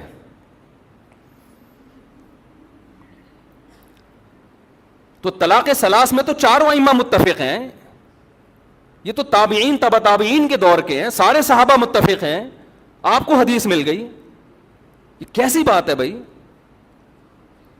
میں ایک اہل حدیث عالم کے پاس گیا, میں نے فتویٰ دیا تھا 3 طلاقیں واقع ہو گئی ہیں. وہ صاحب لے آئے اہل حدیث سے فتویٰ. میں نے ان سے کہا کہ آپ تقلید کرتے ہیں؟ انہوں نے کہا نہیں میں تحقیق کرتا ہوں. میں نے کہا چلو پھر میں اہل حدیث عالم کے پاس چلتا ہوں, اب تحقیق کی دنیا میں ہم دیکھتے ہیں کون صحیح ہے کون غلط ہے. آپ نے تو تحقیق کرنی ہے نا, تقلید تو کرنی نہیں ہے, لیکن یہ کر رہے تقلید ہی ہوتے ہیں, لیبل تحقیق کی, کیونکہ تحقیق پھر پوری ہوتی ہے, ادھوری نہیں ہوتی. میں ان اہل حدیث کے پاس گیا, بڑے احترام سے بیٹھا, میں نے کہا حضرت آپ نے فتویٰ دیا ہے, اس کی دلیل دیں. انہوں نے صحیح مسلم کی مشہور حدیث پیش کر دی, نبی کے دور میں 3 ایک سمجھی جاتی تھی, ابو بکر کے دور میں. میں نے کہا ایسے تو متا کے بارے میں بھی آتا ہے, نبی کے دور میں متا جائز سمجھا جاتا تھا, ابو بکر کے دور میں عمر نے پابندی لگائی, تو پھر متا بھی حلال ہے. کہہ رہے نہیں اس کے تو منسوخ ہونے کی دلیل ہے. تو میں نے کہا اس کے بھی منسوخ ہونے کی دلیل ہے, ادھوری حدیث نہ بتائیں, دوسری حدیث بھی بتائیں. پھر وہ کہنے لگے, میں نے کہا پھر خود اس حدیث کے جو راوی عبداللہ بن عباس ہیں وہ خود کہہ رہے ہیں کہ 3 طلاقیں ایک وقت کی 3 ہوتی ہیں. تو وہ جواب میں کہتے ہیں کہ ہم نے کلمہ عبداللہ بن عباس کا نہیں پڑھا, ہم نے کلمہ نبی کا پڑھا ہے. میں نے کہا ویل ڈن, حضرت مجھے یہ بتائیں کہ آپ نے نبی کا کلمہ پڑھا ہے, عبداللہ بن عباس نے کس کا کلمہ پڑھا تھا؟ انہوں نے نبی کا کلمہ پڑھے بغیر یہ فتویٰ دے دیا.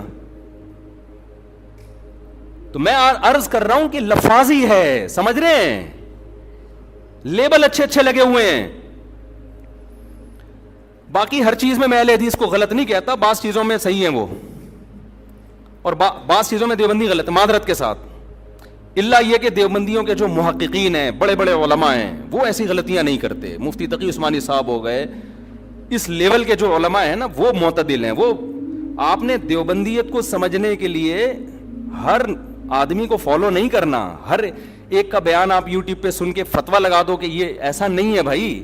بعض لوگ کیا کرتے ہیں, دیکھ کے چاول جیسے تھوڑے سے چکھے آپ نے اور پوری دیکھ پہ حکم لگا دیا. بعض لوگ کیا کرتے ہیں, کسی اسکالر نے کوئی غلط بیان, مسئلہ غلط بیان کیا, فوراً کوئی فتنہ پرور بیٹھا ہوتا ہے, اس کا کلپ چلاتا ہے, دیکھو دیوبندی کیا کہہ رہے ہیں. او بھائی یہ ایک پورا دیوبندی ٹھیکیدار تھوڑی ہے یہ بندہ, یہ جو بولے گا آپ نے سب پہ ٹھوک دیا اس کو. میں تو آپ کو پھر بھی دیوبندی بریلوی کی بحث میں, یہ تو لوگوں نے مشہور کی ہوئی ہے, ہمیں تو ہم اللہ کی قسم اٹھا کے کہتے ہیں کہ اپنے نام کے ساتھ نہ دیوبندی لگاؤ نہ بریلوی. میرے نام کے ساتھ لگایا تھا, میں نے ہٹوایا ہے لوگوں سے. یہ بھی ہمارے اکابر کی تعلیمات ہیں. کیوں؟ جو فرقہ جنت میں جائے گا اس پہ لیبل سے نبی کیا کہہ رہے ہیں اس کے متاثر نہ ہو. اب نبی فرما دیتے, صحابہ نے پوچھا یا رسول اللہ کون سا فرقہ جنتی ناجیہ نجات پانے والا کون سا ہوگا؟ تو ہمارے نبی کا ہم پر یہ احسان کہ آپ نے وہ نام نہیں, آپ اگر کہتے اہل حدیث ہوں گے تو جمعے کی نماز میں ٹانگیں چوڑی کر کے پڑھاتا, میں زور سے آمین کہتا. ایسا ہی ہے نا. ہمارے نبی کہتے کہ وہ حنفی ہوں گے تو جتنے اہل حدیث ہیں وہ کیا بن جاتے, سارے حنفی بن جاتے. ہمارے نبی کہتے کہ وہ ہری پگڑی والے ہوں گے, اب تو انہوں نے بھی سفید کر دی پگڑی, تو ہم سب ہرے ہرے ہوتے یہاں پہ. کیا خیال ہے؟ پگڑی بھی ہری ہوتی, اور اب مجھے نہیں پتا ان کا کیا کیا ہرا ہوتا ہے, اللہ بہتر جانے. اور کیا ہرا ہوتا ہے؟ پین ہرا ہوتا جی, کنگھی ہری ہوتی ہے, شکریہ جی, ٹیوب لائٹ ہری. اچھا خیر, نبی فرماتے وہ دیوبندی ہوں گے تو سب لوگ اپنے نام کے ساتھ کیا لگاتے؟ دیوبندی. نبی فرماتے وہ شیعہ ہوں گے تو سب کیا بنے ہوتے؟ ہم محرم میں کالے کپڑے پہن کے بیٹھے ہوتے, سب اپنے آپ کو شیعہ ثابت کرنے میں لگے ہوتے. نبی نے علامت بتائی تاکہ ملتے جلتے ناموں سے دھوکا نہ کھائیں, ناموں سے متاثر نہ ہو, نام کچھ بھی ہو. اول تو ہمارا نام مسلم رکھ دیا ہے قرآن نے, تو ہم سب کیا ہیں؟ مسلم ہیں, جس کو اردو میں مسلمان کہا جاتا ہے. ہمیں کسی اور شناخت کی بالکل ضرورت نہیں ہے. سوال پیدا ہوتا ہے پھر یہ مشہور کیسے ہو گئے دیوبندی بریلوی؟ میں بار بار کہتا ہوں یہ لوگوں نے نام دیے ہیں آسانی کے لیے. مثال کے یہ لوگ کیوں نام دیتے ہیں؟ آپ کہیں رشتہ لینے کے لیے جائیں, لڑکی والے آپ کا کانسیپٹ پوچھنا چاہتے ہیں کہ یہ میلاد شریف والا ہے, تیجے 40ویں والا ہے, ربیع الاول میں پروگرام والا ہے, یا یہ والا نہیں ہے. اب وہ پوری ڈیٹیل پوچھیں تمہارا عقیدہ کیا ہے, پوری ڈیٹیل کے بجائے شارٹ نام رکھا ہوا, بھائی جو یہ کرتے ہیں ان کو بریلوی کہا جاتا ہے, جو یہ نہیں کرتے ان کو کیا کہا جاتا ہے؟ دیوبندی. تو ان شارٹ وہ انہوں نے, کیونکہ مسلمان تو دونوں ہی کہلاتے ہیں نا. ایک صاحب مجھے کہنے لگے آپ حنفی کیوں ہیں, آپ مسلم کیوں نہیں ہیں؟ میں نے کہا ہم حنفی شافی کے مقابلے میں ہیں, غیر مسلم کے مقابلے میں ہم مسلم ہیں. ہم دیوبندی بریلوی کے مقابلے میں کہلاتے ہیں, غیر مسلم کے مقابلے میں تھوڑی ہم دیوبندی ہیں, تو مسلم ہیں. تو اللہ نے ہمارا نام مسلم غیر مسلم کے مقابلے میں رکھا ہے. باقی نام بھی ہم نے نہیں رکھے, پبلک نے اپنی آسانی کے لیے رکھے, پھر وہ مشہور ہو گئے. ورنہ نہ دیوبندیت میں کچھ ہے نہ بریلویت میں کچھ ہے. اصل میں تو وہ علامت جو نبی بیان کر رہے ہیں, وہ علامت جس میں پائی جائے گی, خواہ وہ دیوبندیت کے نام سے ہو, اہل حدیث کے نام سے ہو, بریلوی کے نام سے ہو, شیعہ کے نام سے ہو, سنی, اس سے کوئی فرق نہیں پڑتا. نام تو وہی دینا چاہیے مسلم. لیکن میں بتا رہا ہوں لوگ اپنی آسانی کے لیے نام دیتے ہیں. کس مکتبہ فکر سے آپ کا تعلق ہے, تاکہ ان شارٹ بات ہو جائے نا. تو نام نبی قرآن نے ہمیں مسلم دیا, اور علامت کیا بتائی؟ صحابہ نے پوچھا یا رسول اللہ کیا کون سا فرقہ؟ آپ نے فرمایا ما انا علیہ و اصحابی. کیا بلاغت ہے یار اس کلام میں, سارے فرقوں کا پول پٹیاں کھول دی.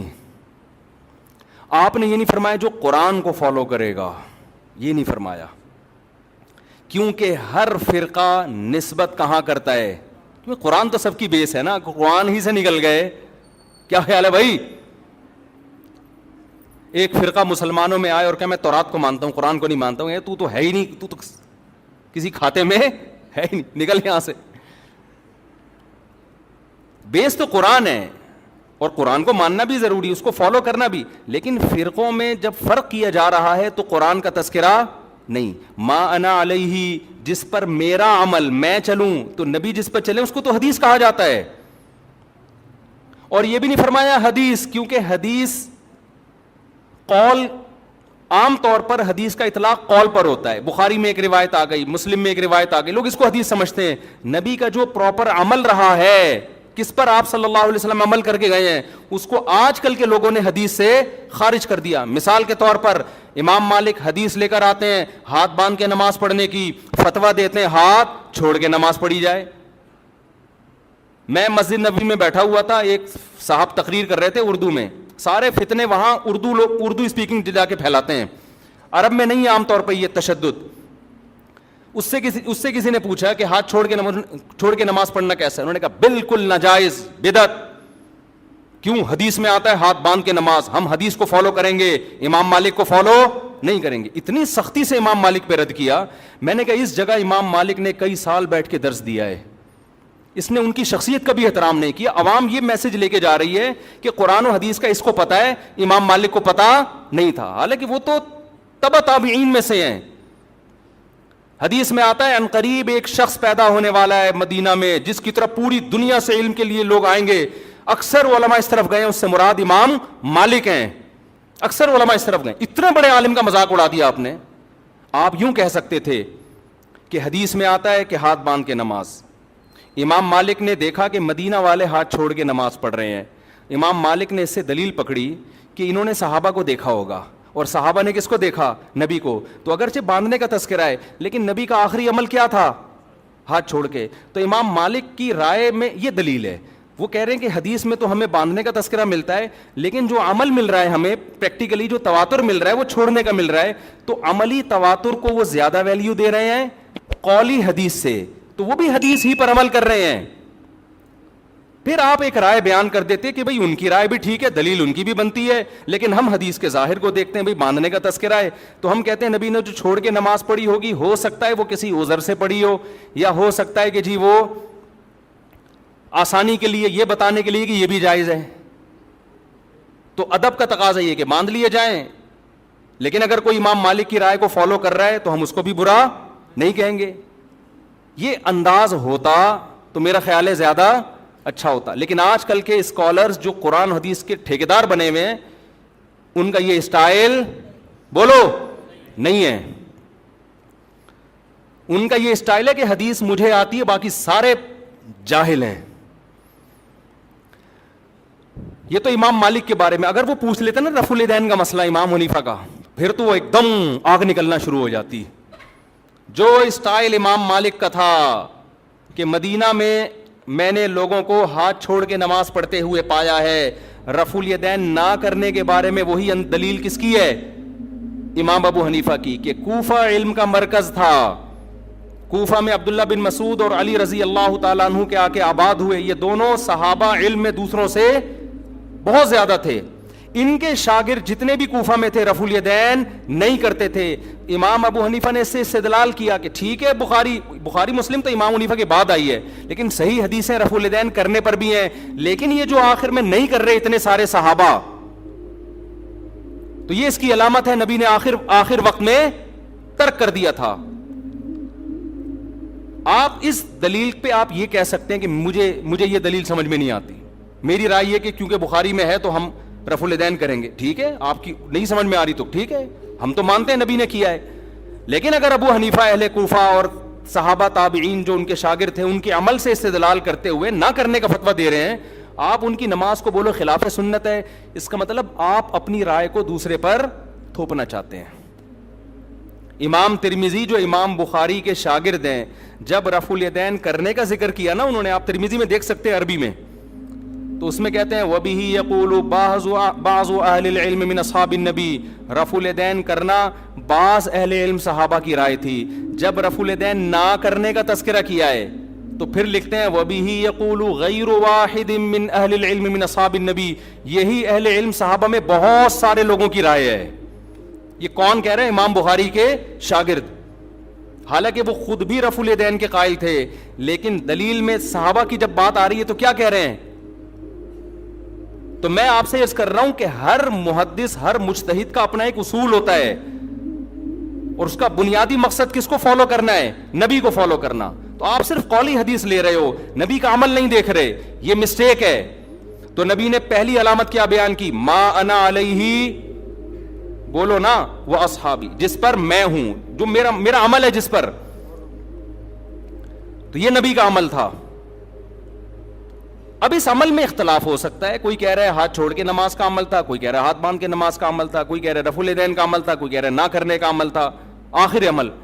ٹھیک ہے، یہ اختلاف شریعت میں ناپسندیدہ نہیں ہے. اس اختلاف کی بیس پہ فرقے نہیں بنتے، کوئی بنائے گا تو وہ جہنمی ہے.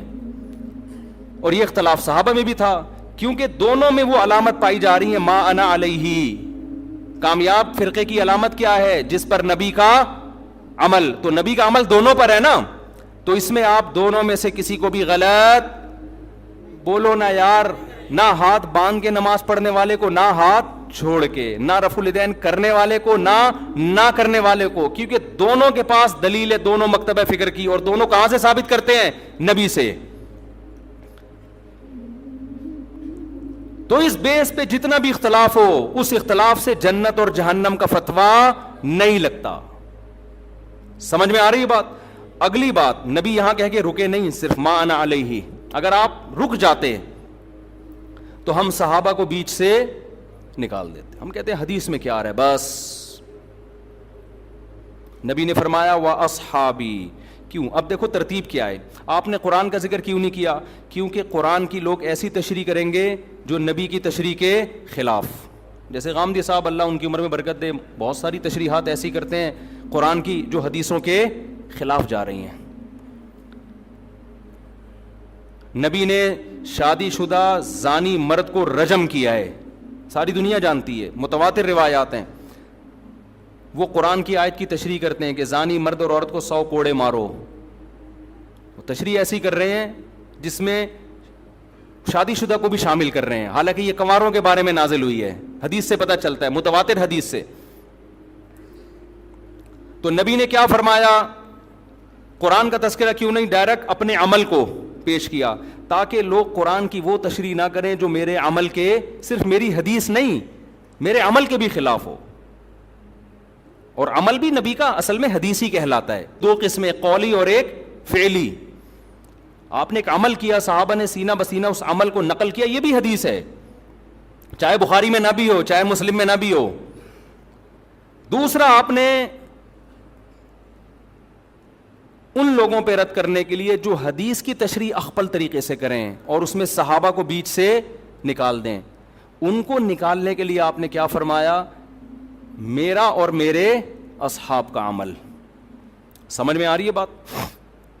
میرے اور میرے اصحاب کا عمل. کیا مطلب؟ ایسے فرقے آئیں گے جو قرآن کی تشریح اخپل طریقے سے کریں گے، حدیث کو بیچ سے نکال دیں گے، یہ بھی جہنمی، چاہے وہ اپنے آپ کو صبح و شام اہل قرآن کہتے ہوں. لیبل جو منکرین حدیث ہیں ان کا پتہ ہے اپنے فرقے کا نام کیا رکھا ہے؟ اہل قرآن.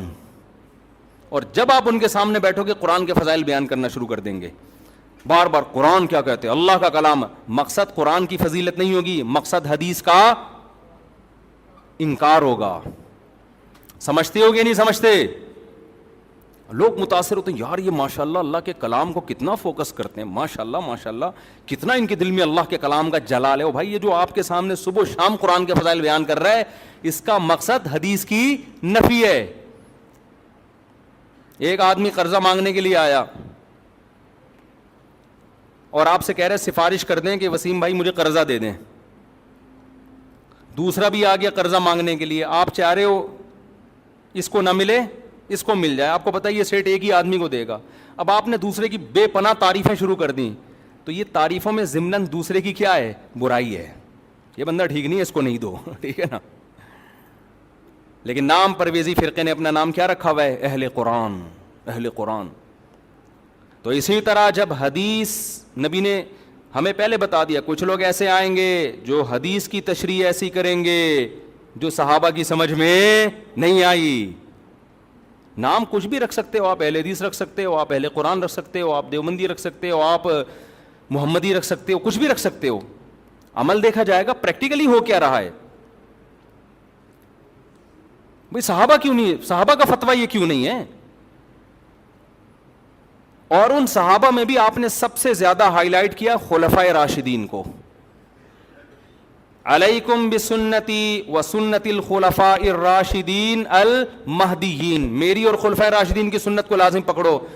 میں دعوے سے کہتا ہوں خلفائے راشدین کے دور میں کوئی ایک مسجد دکھا دو جس میں رمضان میں 8 رکعت تراویح ہوتی ہو. کوئی ضعیف سند دکھا دو میرے بھائی. آپ بخاری مسلم کی حدیث ہے جو 8 رکعت والی, اس کی تشریح ایسی کر رہے ہیں جو صحابہ میں کسی کی سمجھ میں بولو نہیں آئی. اس کا مطلب آپ کی تشریح غلط ہے. بعض لوگ کہتے ہیں حضرت عمر سے ایک ضعیف روایت پیش کرتے ہیں کہ اس میں 8 کا تذکرہ ملتا ہے, وہ ضعیف روایت ہے. مان لو تو صحابہ کو نبی نے حکم دیا عمر کو فالو کرو نا, تو اگر حضرت عمر نے 8 پڑھوائی تھیں تو پھر پوری دنیا میں ہمیں 8 ملتی کیوں نہیں ہے؟ کوفہ میں, بصرہ میں, دمشق میں, مصر میں 8 سے زیادہ کیوں ملتی ہیں ہمیں؟ آج لوگ کہتے ہیں مکہ مدینہ میں 8 ہو رہی ہیں. بھئی آج کا مکہ مدینہ لوگے یا 1200 سال 1300 سال پہلے کا مکہ مدینہ لوگے؟ آج لوگ کہتے ہیں سعودی عرب میں 3 کو 1 کہتے ہیں. او بھائی سعودی عرب میں آج کہتے ہیں نا, 1400 سال سے سعودی عرب میں 3 کو 3 ہی کہتے تھے. تو 1400 سال سے جو اسلام تھا وہ والا صحیح تھا یا آج جو اسلام ہے وہ والا صحیح ہے؟ کھوپڑی کام نہیں کر رہی لوگوں کی. یعنی عجیب. ایک صاحب مجھے کہنے لگے آپ لوگ پتہ نہیں کیا باتیں کرتے ہو, وہاں تو مصر میں بھی 3 طلاق کے 1 ہو گئی ہے, یہ سوڈان میں بھی 3 1 ہو گئی ہیں, اور پاکستان میں بھی ہو رہی ہیں قانونی. اور میں نے کہا یہ اب ہو رہی ہیں, اسلام آج آئے 1400 سال پہلے آیا تھا.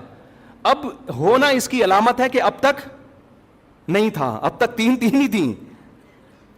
لوگ کہتے ہیں پوری دنیا میں 8 تراویح ہو رہی ہے, آپ لوگ کو پتہ نہیں کیا 20 پڑھ رہے ہو. کب سے شروع ہوئی ہیں 8؟ آپ 100-150 سال پہلے تاریخ کی کتابیں اٹھا کے دیکھو, پوری دنیا میں 20 سے کم کہیں بھی 1 رکعت بھی نہیں ہوتی تھی. تو بعد میں چینج ہوئی ہے. اب جو چینجنگ ہو رہی ہے وہ قابل قبول نہیں ہے. اب تو چینج, اب تھوڑی لوگ. عبداللہ بن مسعود کا مشہور قول ہے من کان منکم مستنن فلیستن بمن قد مات. جو تم میں فالو کرنا چاہتا ہے پہلوں کو فالو کرے, اس لیے کہ زندہ لوگوں کے بارے میں یہ خوف ہے کہ وہ فتنے سے محفوظ نہیں ہے. زندہ لوگ بک بھی جاتے ہیں, ان کے اپنے مفاد بھی ہوتے ہیں, سیاسی مفاد بھی ہوتے ہیں, حکومتی دباؤ بھی ہوتا ہے. اب حرمین میں کہہ رہے ہیں 10 رکعت تراویح ہو گئی. بھائی کیا پتا بادشاہ نے ایک آرڈر دیا ہو کہ 10 ہوں گی. ہمارے ایک دوست وہاں فجر کی نماز کا ٹائم داخل, اقامت ہو رہی, بیٹھے ہوئے ہیں. میں نے کہا بھائی نماز کھڑی ہو رہی ہے, مسجد نبوی میں پڑھو. کہہ رہے پتہ نہیں کہ ایسا نہ عمر ملک ہو, بادشاہ کا حکم ہو وقت سے پہلے پڑھنے کا, تو میں پہلے اپلیکیشن میں دیکھ لوں ٹائم داخل بھی ہوا کہ نہیں ہوا. خیر وہ تو تھوڑا انہوں نے غلو کر دیا, لیکن وہ ڈر گئے تھے نا یار ایسا نہ ہو کہ بادشاہ سلامت میں کچھ بھی حکم دے دیا ہو. ایسا ہوتا نہیں ہے کہ بادشاہ سلامت ٹائم سے پہلے نماز پڑھنے کا آرڈر دے دے. لیکن آپ کیسے یہ کہہ سکتے ہو کہ یہ عرب علماء کا فتویٰ ہے؟ اگر چند کا ہے بھی تو ہمارے لیے ان کے احترام کے باوجود وہ فتویٰ حجت نہیں ہے. اب میں آخری بات جو محرم پہ لے کے چلا تھا, میں جلدی سے وہ سمیٹ کے ختم کرتا ہوں. اصل تو میرا ٹاپک یہ تھا محرم. تو بہن بھائی فرقے بنتے چلے جائیں گے, محرم میں جو کچھ ہو رہا ہے یہ لوگ کریں گے. نبی نے فرمایا 73 فرقوں میں امت تقسیم ہوگی. میں نے اور آپ نے وہ کام کرنا ہے جو قرآن میں ہے, حدیث میں ہے, اور اس پر کس کا عمل ہے؟ صحابہ کا. اور یہ جو چاروں ائمہ ہیں نا, انہوں نے انہی کو فالو کیا ہے, صحابہ کو. اس لیے امت کہتی ہے چاروں ائمہ کا جس مسئلے پر اتفاق ہو اس سے شذوذ اور خروج اختیار کرنا جائز نہیں ہے, کیونکہ یہ اس کی ظاہری ایک علامت ہے کہ حق اس میں منحصر ہے. کیوں اتنے بڑے بڑے ائمہ کیسے غلطی ایک سے ہوتی ہے, 2 سے ہوتی ہے, چاروں متفق کیسے ہو گئے؟ اور اگر آپ نہیں مانتے تو اتنی بات تو مانتے ہو نا, نبی اور صحابہ یہ تو منصوص ہے نا. تو مجھے بتاؤ محرم صحابہ کی زندگی میں آیا تھا کہ نہیں آیا تھا؟ اہل بیت کی زندگی میں آیا تھا نہیں آیا تھا؟ کوئی ایک صحیح روایت ہمیں ملتی ہے کہ اہل بیت نے وہ کچھ کیا جو آج ہم کر رہے ہیں؟ کیا حضرت حسین ابن علی رضی اللہ عنہ سید الشہداء کیا انہوں نے ماتم کی ترغیب دی ہے، یا ان کے اولادوں نے ماتم کی ترغیب دی ہو؟ غم منانا، غموں میں رونا پیٹنا، ماتم کرنا، اسلام صبر کی تلقین دیتا ہے۔ اہل بیت کا حکم بھی کیا تھا؟ صبر۔ واویلا کرنا، رونا پیٹنا، چیخنا چلانا، یہ اسلام کا حکم نہیں ہے۔ بعض لوگ استدلال کرتے ہیں کہ فلاں موقع پہ نبی صلی اللہ علیہ وسلم روئے، فلاں موقع پہ فلاں صحابی روئے، غم کے موقع پہ روئے ہیں، غم کا موقع گزرنے کے بعد اس تاریخ آنے پر روئے، ایسا ہمیں تذکرہ بولو نہیں ملتا۔ غم کے موقع پہ رونا تو انسان کی نیچر ہے، فطرت ہے، اس میں بھی چیخنے کی اجازت نہیں ہے، ماتم کی اجازت نہیں ہے۔ عین جب صدمہ پہنچے اس وقت آپ کو ماتم کی اجازت نہیں، نبی نے لعنت فرمائی ہے، تو صدمہ گزرنے کے 1 سال بعد اس تاریخ کو آنے پر کہاں سے اجازت ہو گئی؟ میں تشدد کا قائل نہیں ہوں، میرا مقصد یہ نہیں ہے کہ آپ جو لوگ یہ کر رہے ہیں ان کو جا جا کے چھیڑیں، تنگ کریں۔ ہمارا ملک فرقواریت اور لسانی اور فرقہ وارانہ جھگڑوں کا متحمل نہیں ہے، مار دھاڑ اور نفرت والی تقریریں کرنا نہیں ہے۔ میرا مقصد تو اہل سنت والجماعت کو یہ بتانا ہے کہ آپ ایک فیصلہ کرو، آپ ادھر ہو یا ادھر ہو، آپ کے اصول کچھ اور ہیں، ان کے اصول کچھ اور ہیں، ان کو ان کے اصولوں پہ چلنے دیں۔ جب نبی نے کہہ دیا نا 73 ہوں گے تو 73 ہو کے رہیں گے، آپ فرقہ واریت ختم نہیں کر سکتے۔ آپ نے سلیکٹ کرنا ہے کہ صحیح کون ہے غلط کون ہے۔ آج لوگ کہتے ہیں فرقہ واریت ختم ہو جائے، میں نے کہا نہیں ہو سکتی ختم بھائی، نبی نے کہہ دیا 73 فرقے ہوں گے، کیسے ختم ہوگی؟ آپ نے سلیکٹ کرنا ہے، گائیڈ کرنا ہے کہ صحیح کون ہے، اپنے لیے سلیکشن کرنی ہے کہ ان میں صحیح کون ہے، میں وہاں جاؤں گا۔ آپ کے پاس بہت سارے آپشن ہوتے ہیں دنیا میں بھی، تو آپ سارے آپشن ختم کر دیتے ہو۔ کئی رشتہ آیا آپ کے لیے، بہت ساری لڑکیاں ہیں، آپ نے کہا یہ ٹھیک ہے باقیوں کو بم سے اڑا دو، او بھائی آپ کو جو سمجھ میں آئے آپ اس سے شادی کر لو، بلکہ اس سے بھی نہیں 3 اور سے کر لو۔ اور لڑکی کے پاس ایک آپشن ہے، تو بھائی جو سمجھ میں آ رہا ہے اس سے کر لو، باقی وہ دوسرا جو مرضی آپ کے بھلا سے آپ کہیں اس کو مار دو، کیونکہ وہ غلط آدمی کا رشتہ میرے پاس آیا ہے، بندہ ٹھیک نہیں ہے، ابا اس کو مروا دو۔ ابا کہے گا بیٹا تو اتنے لوگ صحیح بھی ہیں غلط بھی ہیں، تجھے جو صحیح لگ رہا ہے وہ بتا دے، جو غلط ہے وہ اس کو رہنے دے، وہ تیرا کام نہیں ہے۔ دنیا میں بہت سی غلط بھی ہوتی ہیں، ان کو وہ غلط مل جائے گا۔ تو فرقے تو رہیں گے، حضرت عیسیٰ علیہ السلام ہی آ کے ان فرقوں کو ختم کریں گے، اور تلوار سے ختم ہوں گے یہ، اور یہ ہمیں اجازت، ہمیں بم پھاڑنے کی، تلوار چلانے کی، گالیاں دینے کی اور ایسے بیان کرنے کی جس سے نفرتیں پھیلیں، ہمیں اس کی اجازت نہیں ہے۔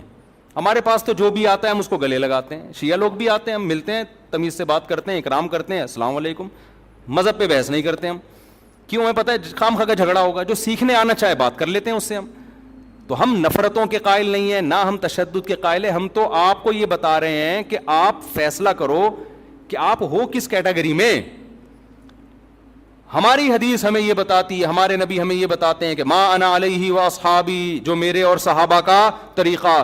ہمارے نبی پہ محرم بھی آیا، صحابہ پہ محرم بھی آیا، جو انہوں نے کیا ہم بھی وہی کریں گے۔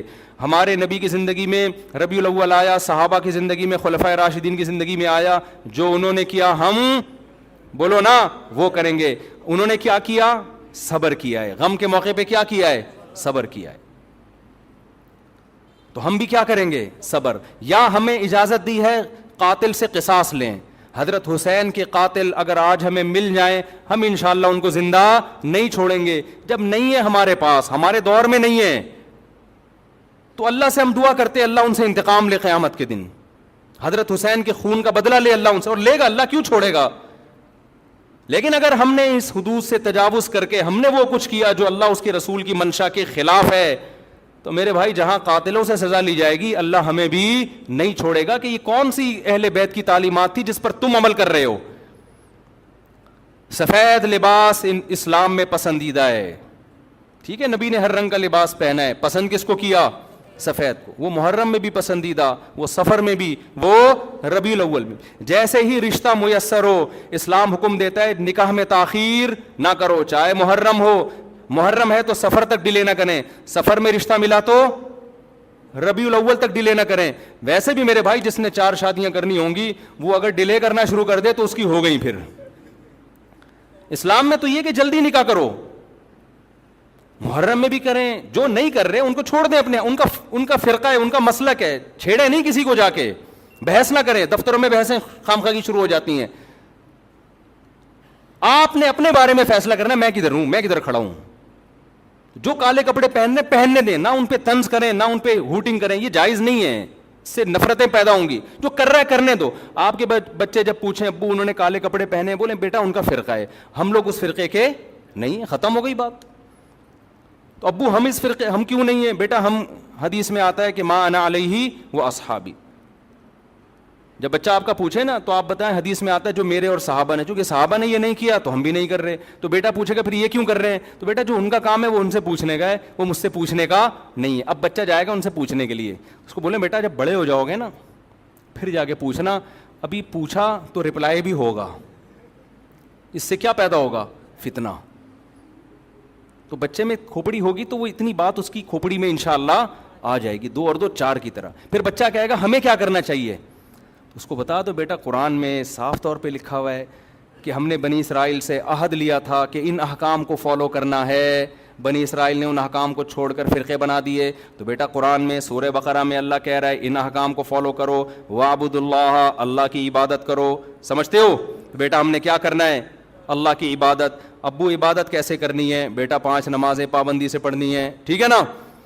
زندگی میں 1 دفعہ حج کرنا ہے, بیٹا سال میں 1 دفعہ زکوٰۃ دینی ہے, اس کے حکام علماء سے پوچھ لو.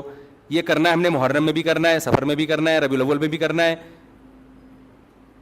اور ربیع الثانی میں بھی کرنا ہے. جس کا جو حکم آتا جائے, رمضان میں روزے رکھنے, حج کے ایام میں حج کرنا ہے, وہ اللہ نے ڈیٹیں ہمیں بتا دی. ابا محرم میں کیا کرنا ہے, بیٹا محرم میں 9 10 یا 10 11 کا روزہ رکھنا ہے, اور زیادہ روزے رکھ سکتے ہو تو سبحان اللہ. حدیث میں آتا ہے سب سے زیادہ رمضان کے بعد روزوں کا ثواب کس مہینے میں ملتا ہے, محرم میں ملتا ہے. بیٹا ہم نے یہ کرنا ہے. سمجھ میں آ رہی ہے بات کی نہیں آ رہی؟ اور کیا کرنا ہے, اور اس سے بولو قرآن میں اللہ کہتا ہے وَلَا تُشْرِكُوا بِهِ شَيْئًا, اللہ کی عبادت کرنی ہے, اس کے ساتھ کسی کو شریک نہیں, پکارنا نہیں ہے صرف یا اللہ مدد, نہ یا علی مدد, نہ یا غوث اعظم مدد, نہ یا رسول اللہ مدد. یہ سارے نعرے بیٹا ہم لوگوں کے بولو نہیں. اچھا ابو فلاں نے فلاں کتاب میں لکھا ہے کہ یا رسول اللہ مدد تو دائرے اسلام سے خارج ہے. بیٹا کون دائرے میں داخل ہے کون خارج ہے یہ تیرا ہیڈ ایک, کیونکہ بچے نے اس کو لے کے پھر وہ فتوے دینا شروع. بیٹا اس کو چھوڑ دے اپنے حال پہ, میں جو تو نے کرنے کے کام ہے وہ میں تجھے بتا رہا ہوں. وہی ہے نا, ایک آدمی رات کو تہجد میں اٹھ کے دعا مانگ رہا تھا, اے اللہ سارے لوگ سو رہے ہیں میں اکیلا جاگا ہوا ہوں, اس عمل کی لاج رکھ لے, سارے لوگ خراٹے لے رہے ہیں میں اکیلا. لوگوں نے کہا بھائی تو اپنی باتیں بتا, ہماری برائیاں کیوں کر رہا ہے اللہ کے سامنے. ایک آدمی نے کمبل نکال کے بولا بھائی تو اپنا بتا نا, ہماری برائیاں ہمیں کیوں ساتھ میں گھسیٹ رہا ہے, یہ لوگ سو رہے ہیں. تو بیٹا یہ آپ کے کرنے کا کام ہے, باقی آپ کسی بھی فتوے کون یا رسول اللہ کہہ رہے ہیں, کون کس کا کیا مطلب ہے, چھوڑو اس بحث کو. اس میں پھر بڑی طویل بحثیں ہیں, یہ ایسے دلدل میں پھنسو گے نکلنے کے قابل نہیں رہو گے. اچھا ابو اور کیا کرنا ہے میں نے, تو ان کو بتاؤ وَاعْبُدُوا اللَّهَ وَلَا تُشْرِكُوا بِهِ شَيْئًا وَبِالْوَالِدَيْنِ احسانا. بیٹا ماں باپ کے ساتھ کیا کرنا ہے, احسان. کیسے احسان کرنا ہے, اللہ کہتے ہیں لا تقل لهما اف, ماں باپ کے سامنے اف بھی نہیں کہنا, ان کے قدموں میں جنت تلاش کرنی ہے, محبت سے ان کی پیشانی پر دیکھنے سے حج عمرے کا ثواب ملے گا. سب سے بڑا حق اللہ رسول کے بعد کس کا ہے, والدین کا. ابا اور کیا کرنا ہے میں نے, وَبِالْوَالِدَيْنِ احسانا وَبِذِي الْقُرْبَى, بیٹا جو رشتہ جتنا قریب ہے اس سے بنا کے رکھنی ہے. ماں باپ کے بعد سب سے قریبی رشتہ بھائی بہنوں کا ہے, ان سے توڑنے نہیں دیکھنا, چاہے محرم ہو چاہے سفر میں ہو. کوئی روٹھا ہوا ہے تو اس کو جا کے کیا کر لو, راضی کر لو, ان پہ خرچ کرو, ہدیے دو, ان کو نذرانے دو, تاکہ یہ جڑیں. جو رشتہ داری توڑتا ہے وہ محرم میں جو مرضی کر لے, حدیث میں آتا ہے وہ جنت میں نہیں جائے گا, چاہے وہ ربیع الاول میں جو مرضی کر لے. ابا اور کیا کرنا ہے, بیٹا رشتہ داری میں سب سے پہلا کام یہ ہے, قرآن کہتا ہے عورت کی میراث نہیں کھانا. میں مر جاؤں اپنی بہن کی وراثت اس سے پوچھے بغیر فوراً ہینڈ اوور کر دینا. سمجھ میں آ رہی ہے بات کی نہیں آ رہی ہے, فوراً کیا کر دینا, اس کے حوالے کر دینا میں مر جاؤں تو. ایسا نہ ہو 20 سال تک مانگتی رہے, یا آپ بولو ہم نے جہیز اتنا دے دیا تھا, اور بھی اس طرح کے احکام ہے جو سورۃ بقرہ میں ایک ہی جگہ اللہ نے وقولوا للناس حسنا، جب بھی لوگوں سے بات کرنی ہے اچھے اخلاق سے بات کرنی ہے، تمیز سے بات کیا کرو بیٹا. جب تم بات کرتے ہو تو لگتا نہیں ہے کہ تم نے تمیز کہیں سے سیکھی بھی ہے. آہستہ آواز میں بات کیا کرو، دھیمے لہجے میں بات کیا کرو. یہ تو نہ کہیں تمیز سیکھی بھی نہیں ہے پھر اور بدتمیز بن جائے گا. تو وقولوا للناس حسنا واقیموا الصلاۃ، نمازوں کو پابندی سے قائم کرو. یہ ہمارا اسلام ہے جو محرم میں بھی ہے، سفر میں بھی ہے، ربیع الاول میں بھی ہے. اس کے علاوہ جو کچھ ہے میرے بھائی وہ ہماری اپنی اختراعات ہیں، ایجادات ہیں، اس میں اللہ کی رضا شامل نہیں ہے. اللہ تعالی ہمیں سمجھنے کی، عمل کی توفیق عطا فرمائے. جمعے کے بیان کے بعد تھوڑی دیر مسائل کا سیشن ہوگا. آپ لوگوں نے بھی کچھ پوچھنا ہے تو پوچھ سکتے ہیں، جانا ہے تو جا سکتے ہیں.